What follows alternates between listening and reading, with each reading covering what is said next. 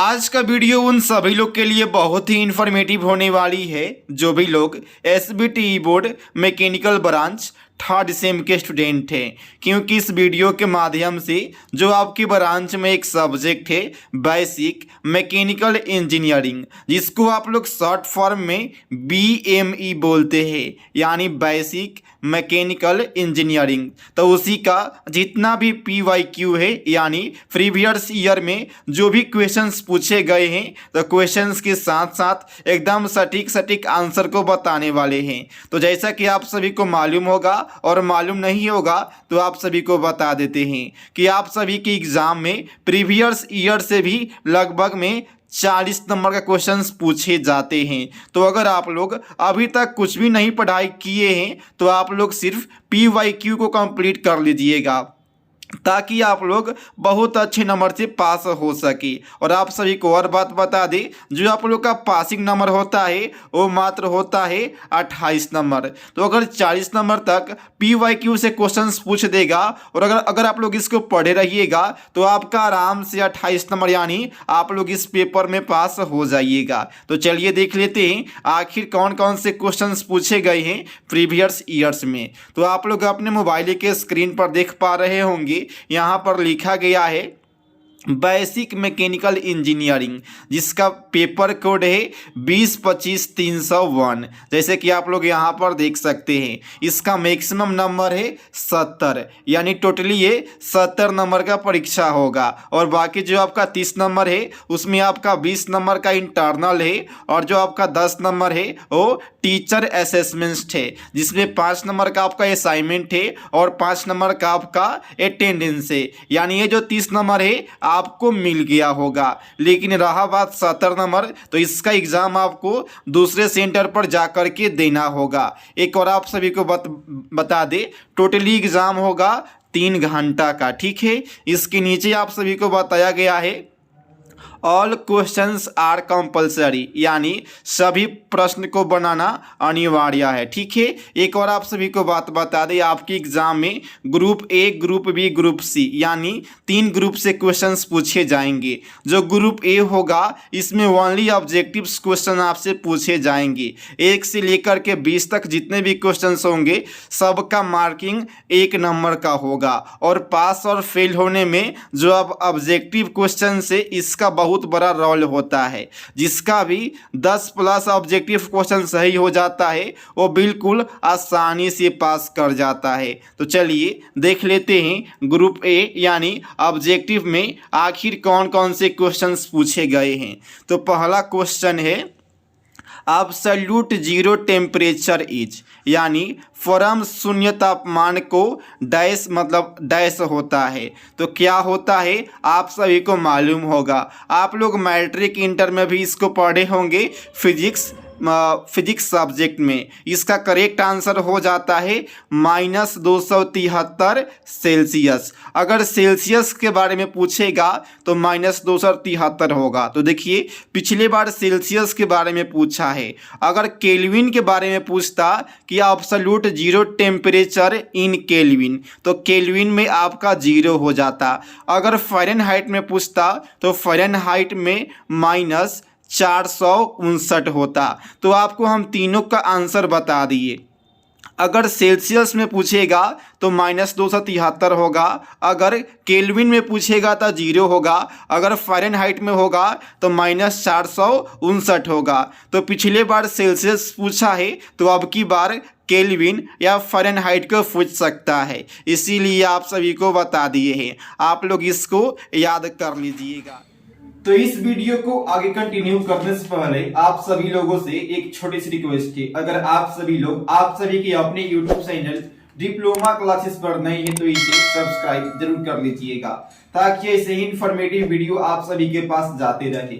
और जैसा कि आप सभी को मालूम होगा और मालूम नहीं होगा तो आप सभी को बता देते हैं कि डिप्लोमा क्लासेस यानी आप सभी का अपना YouTube चैनल है, और यहाँ पे जितने भी सेमेस्टर है, सेमेस्टर 1 से लेकर के 6 तक जितने भी क्वेश्चन पेपर है सभी को यहाँ पर प्रोवाइड कराया जाता है। इसके साथ साथ अगर आप लोग पॉलिटेक्निक कंप्लीट कर लेते हैं तो उसके बाद अगर आप लोग बीटेक में एडमिशन लेना चाहे तो उसका भी यहाँ पर प्रिपरेशन कराया जाता है। जिसका एग्जाम होता है BCE या अगर आप लोग पॉलिटेक्निक करने के बाद SSC JEE DRDO बाहर या कोई भी कॉम्पिटेटिव एग्जाम हो उसका अगर आप लोग प्रिपरेशन करना चाहते हैं तो आप लोग बिल्कुल यहाँ पे कर सकते हैं। और एक और आप सभी को बात बोलना चाहेंगे, अगर आपके मोबाइल में कोई भी ग्रुप होगा बिहार पॉलिटेक्निक सेमेस्टर का तो उस ग्रुप में इस वीडियो को शेयर जरूर कीजिएगा, ताकि जो आपके दोस्त होंगे अगर उनको भी प्रीवियस ईयर क्वेश्चन पेपर को देखना होगा तो लोग देख लेंगे और अच्छा से स्कोर कर पाएंगे अपने एग्जाम में।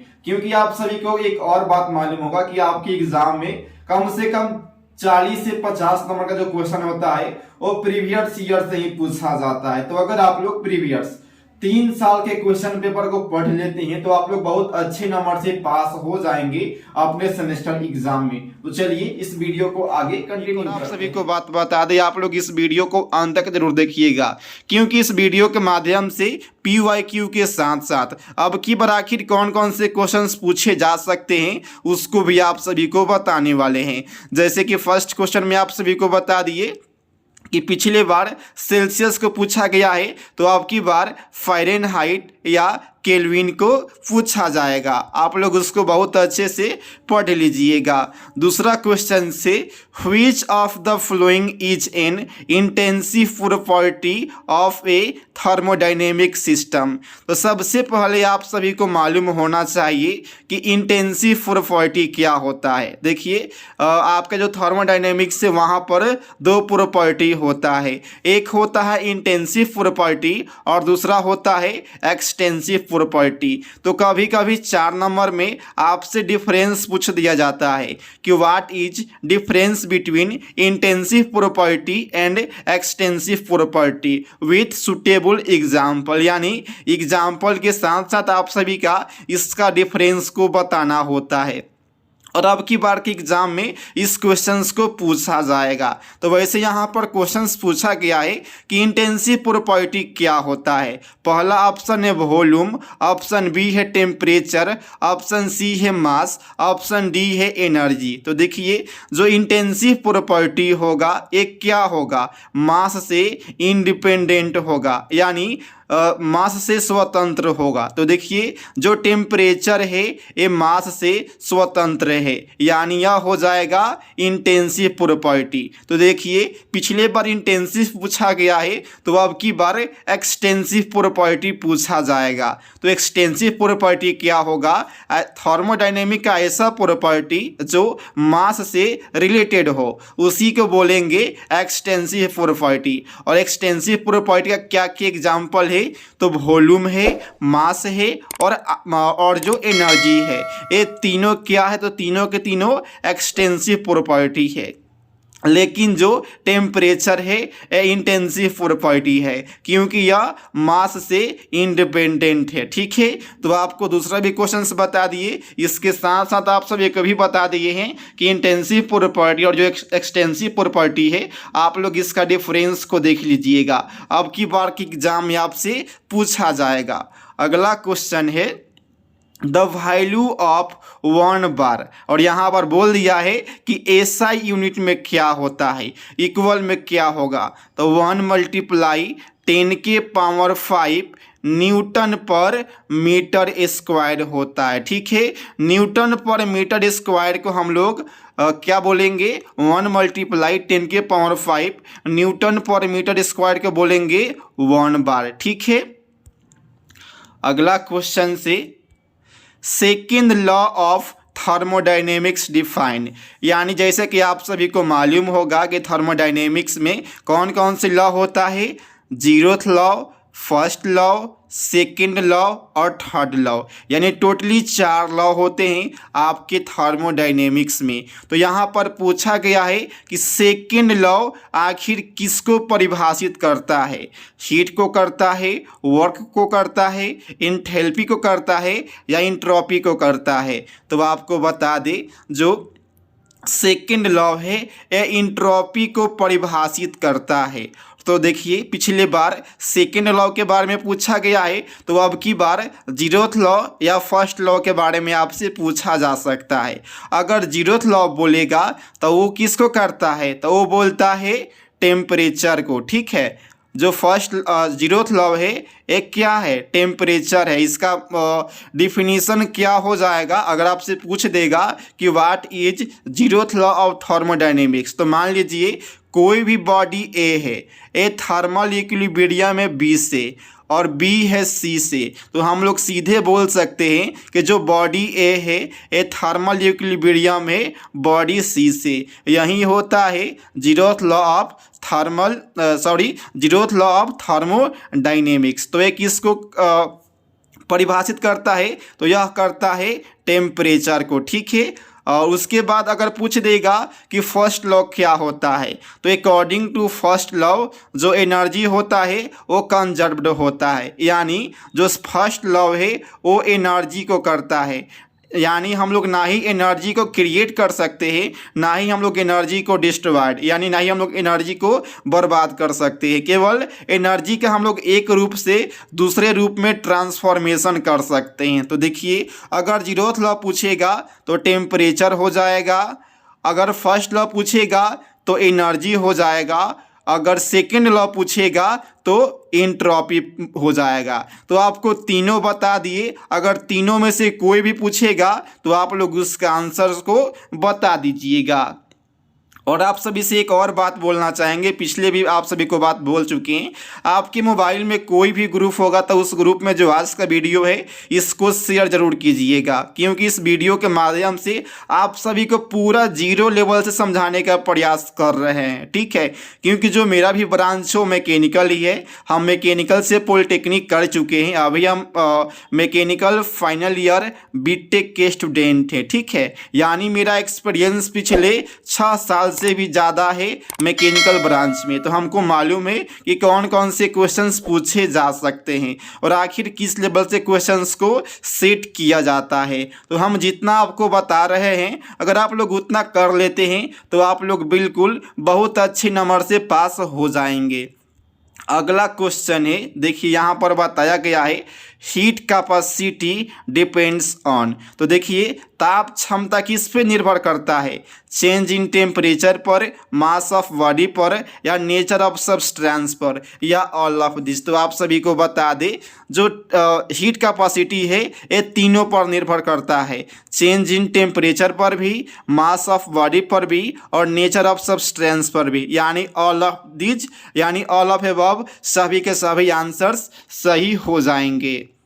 अगला क्वेश्चन से which of the following are process of transfer of heat, यानी हीट ट्रांसफर निम्नलिखित में से कौन कौन है, इसका मतलब कि इसके द्वारा स्थानांतरण होता है। तो आप सभी को मालूम होगा, आप लोग क्लास 7-8 में ही पढ़े होंगे इसको, कंडक्शन भी होता है, कन्वेक्शन भी होता है, रेडिएशन भी होता है, यानी ऑल ऑफ अबव इसका आंसर हो जाएगा। कभी कभी ये भी पूछ देता है कि what is difference between conduction, convection and radiation with example. तो आप लोग इसको पढ़ लीजिएगा, आपके एग्जाम के लिए मोस्ट इंपॉर्टेंट क्वेश्चन है, ठीक है।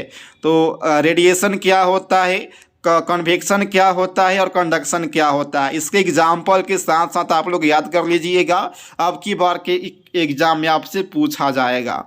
अगला क्वेश्चन से the process of transfer heat in liquid and gases is called, यानी द्रव्यों और गैसों में ऊष्मा के स्थानांतरण की प्रक्रिया कहलाता है। तो क्या कहलाता है, वो कन्वेक्शन कहलाता है। देखिए पिछली बार कन्वेक्शन को पूछा है, तो अब की बार कंडक्शन या रेडिएशन आपसे पूछ सकता है। क्या होता है, जो पिछली बार पूछ दिया गया है उससे थोड़ा सा रिलेट करके ही पूछा जाएगा, उसी का टाइप ही पूछा जाएगा, लेकिन थोड़ा सा क्वेश्चन डिफरेंट होता है और कभी कभी सेम टू सेम वही क्वेश्चंस पूछ दिया जाता है। तो पिछली बार कन्वेक्शन पूछा गया है, तो अब की बार आप लोग कंडक्शन और रेडिएशन को बहुत अच्छे से पढ़ लीजिएगा। अगला क्वेश्चन से which statement about impulse turbine is true, यानी इम्पल्स टरबाइन के लिए कौन सा कथन सत्य है। तो देखिए इसका जो कथन है steam expands completely in stationary nozzle, यानी ऑप्शन बी इसका जो है वो करेक्ट हो जाएगा। आप सभी को बता दें 2 टाइप का टरबाइन होता है, एक इम्पल्स टरबाइन हो गया और दूसरा कौन सा होता है, अगर आप सभी को मालूम होगा तो कमेंट बॉक्स में कमेंट करके ज़रूर बताइएगा। वैसे आप सभी को बता देते हैं, इम्पल्स टरबाइन होता है और एक होता है रिएक्शन टरबाइन। अगला क्वेश्चन से, एक कूलिंग टावर, ठीक है, एक cooling tower brings water temperature to, यानी एक कूलिंग टावर पानी के तापमान को डैश पर लाता है, तो किस पर लाता है? WBT। WBT का कभी कभी फुल फॉर्म में पूछ दिया जाएगा, DBT का फुल फॉर्म में पूछ दिया जाएगा, DPT का फुल फॉर्म में पूछ दिया जाएगा। तो आप सभी को बता दें, WBT का मतलब होता है वेट बल्ब टेम्परेचर, DBT का मतलब होता है ड्यू बल्ब टेम्परेचर, DPT का मतलब होता है ड्यू पॉइंट टेम्परेचर, और इसका तो आप सभी को मालूम ही होगा, DBT बता दिए हैं, उसके बाद आपको W भी बता दिए हैं और DPT बता दिए हैं। कभी कभी इसमें डिफरेंस भी पूछ दिया जाता है, या कभी कभी पूछ दिया जाएगा क्या बोलते हैं, with figure, clean and clear, मतलब फिगर के साथ आप लोग बताइए WBT क्या है, DBT क्या है या DPT क्या है। तो आप सभी को बता दें, इसका करेक्ट आंसर हो जाएगा एम्बिएंट WPT, ठीक है, WBT, यानी ऑप्शन डी करेक्ट आंसर हो जाएगा क्वेश्चन नंबर 10 का।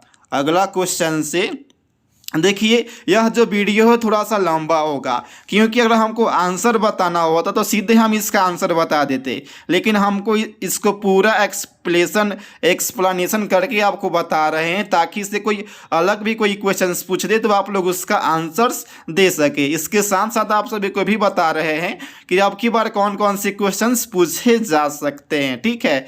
तो अगला क्वेश्चन से, इसके पहले आप सभी को बता दें, आपके ब्रांच में थर्मोडायनेमिक्स में कौन कौन से साइकिल होते हैं। तो एक होता है ऑटो साइकिल, दूसरा होता है डीजल साइकिल, तीसरा होता है डल साइकिल, उसके बाद एक होता है ब्रेटन साइकिल, ठीक है। तो यहाँ पर पूछा गया है, in auto cycle heat addition takes place, यानी ऑटो साइकिल में हीट एडिशन कहाँ पर होता है। तो पहला ऑप्शन है कांस्टेंट टेम्परेचर पर, दूसरा है कांस्टेंट वॉल्यूम पर, तीसरा है constant volume, option be constant pressure था, ऑप्शन डी था नॉन ऑफ दिस। तो आप सभी को बता दें, जो ऑटो साइकिल है वो कुछ इस प्रकार से होता है, ए हमारा P होगा, ए हमारा V होगा, यानी ए हमारा जो वर्टिकल लाइन में है ए प्रेशर है, और जो हॉरिजेंटल लाइन में है ए वॉल्यूम है। तो एक कैसा होता है, यहाँ पर ऑटो बोला गया है तो इसमें क्या होगा, कांस्टेंट वॉल्यूम होगा, ठीक है। कुछ इस प्रकार से आप लोग का साइकिल होता है, तो इसमें कांस्टेंट वॉल्यूम पर जो आप लोग का हीट एडिशन है वो होगा। कभी कभी आपसे भी पूछ दिया जाता है कि ऑटो साइकिल का एफिशिएंसी ज्ञात कीजिए विथ PV और TS डायग्राम के साथ, तो आप लोग उसको भी अच्छे से देख लीजिएगा। पिछले बार ऑटो साइकिल पूछा गया है, तो अब की बार आपसे डीजल साइकिल पूछ सकता है। तो ऑटो साइकिल में क्या हो गया है, कांस्टेंट वॉल्यूम हो गया है, तो डीजल साइकिल में क्या हो जाएगा, कांस्टेंट प्रेशर हो जाएगा। यहाँ पे हम आपको एक ट्रिक बता रहे हैं, अगर यहाँ पर O बोलेगा तो O का मतलब क्या होता है, ओवर, OVER। अगर ऑटो बोलेगा तो ऑटो में कांस्टेंट वॉल्यूम पर जो हीट एडिशन है वो होगा। अगर डीजल बोलेगा तो DP, ठीक है, यानी डीजल किस पे होगा, तो कांस्टेंट प्रेशर पर होगा। आप लोग इस ट्रिक को याद कर सकते हैं। अगर आपसे पूछ देगा कि डल साइकिल, यानी दोनों का जो मिक्सचर होगा उसमें किस पे होगा, तो उस पर कांस्टेंट प्रेशर पर भी होगा और कांस्टेंट वॉल्यूम पर भी होगा। यहाँ से आपको हम 4 क्वेश्चंस बता दिए, इसमें से एक क्वेश्चन आपके एग्जाम में पूछा ही जाएगा। अगला क्वेश्चन से, auto cycle is air standard cycle of, तो किसका है, SI इंजन का है, CI इंजन का है या स्टीम इंजन का है। तो आपको बता दें, इसका करेक्ट आंसर SI इंजन होगा। SI इंजन का फुल फॉर्म क्या होता है, तो स्पार्क इग्निशन होता है। कभी कभी आपसे उसका फुल फॉर्म भी पूछ दिया जाता है। अगला क्वेश्चन से, which of the following is compressed in diesel engine, diesel engine में किसको हम कंप्रेस्ड करते हैं, तो ओनली फॉर एयर को करते हैं, यानी ऑप्शन ए इसका करेक्ट आंसर हो जाएगा। पिछले बार अगर आपसे पूछा गया है डीजल इंजन, तो अब की बार आपसे पूछ दिया जाएगा ऑटो साइकिल। ठीक है, ऑटो साइकिल के बारे में आपसे पूछ दिया जाएगा। अगला क्वेश्चन से डल cycle is also known as, तो जैसा कि आप सभी को मालूम होगा कि डल का मतलब होता है दो, यानी डल साइकिल किसका किसका मिश्रण है, तो ऑटो साइकिल का प्लस डीजल साइकिल का, तो इसको हम लोग बोलते हैं मिक्स साइकिल, यानी ऑप्शन ए इसका करेक्ट आंसर हो जाएगा। अगला क्वेश्चन से which of the following is a type of engineering material and metals, तो कौन कौन होता है, फेरस होता है और नॉन फेरस होता है, तो इसका ऑप्शन डी हो जाएगा, option B and option C. अगला क्वेश्चन से bronze is an alloy of, यानी जो कांस्य होता है किसका किसका मिश्रण होता है, तो आप सभी को बता दें जो आपका ये जो आपका ब्रोंज है एक कॉपर और टीन का मिश्रण होता है, यानी जो इसका ऑप्शन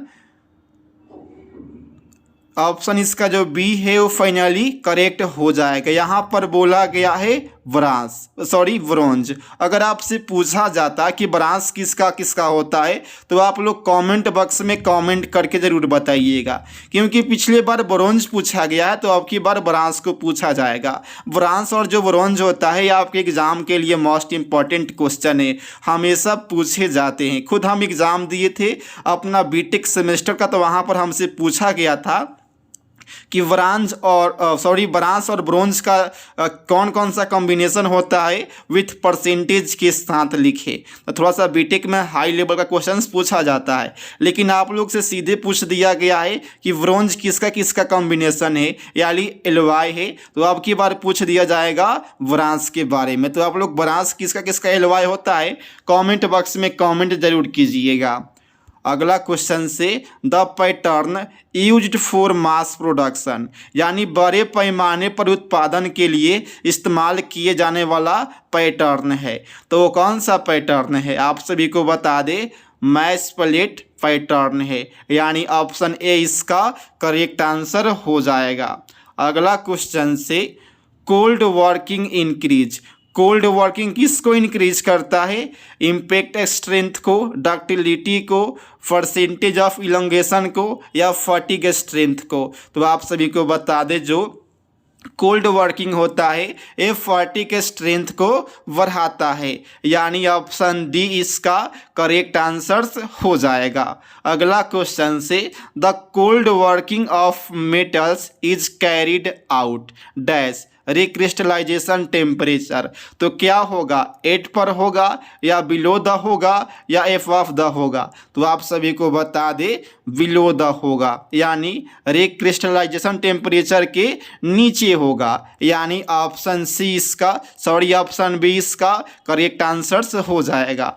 अगला क्वेश्चन से how many types of flame are in welding, तो कितना होता है, तो 3 टाइप का होता है, कौन कौन सा होता है, कार्बोराइजिंग होता है, ऑक्सीडाइजिंग होता है, और एक और होता है, थोड़ा सा अभी हमारे माइंड में नहीं है, लेकिन आप सभी को बता दें 3 टाइप का फिल्म होता है। आखिर कौन कौन सा होता है आप लोग कमेंट बॉक्स में कमेंट करके ज़रूर बताइएगा। और इसके बाद का जो भी क्वेश्चंस हो उसको अगर आप लोग लेना चाहते हैं तो आप सभी को एक बार इंस्टाग्राम पर मैसेज करना होगा। इंस्टाग्राम आईडी है डिप्लोमा क्लासेस 1, जिसका लिंक इस वीडियो के डिस्क्रिप्शन बॉक्स में दे दिया गया है। उसको लेने के लिए आप सभी को 10 रुपये पेड करना होगा। उसके बाद आप सभी को यह जो क्वेश्चन पेपर है आंसर्स के साथ प्रोवाइड कर देंगे। तो आज के लिए इतना ही, मिलते हैं फिर अगले वीडियो में, तब तक के लिए थैंक यू।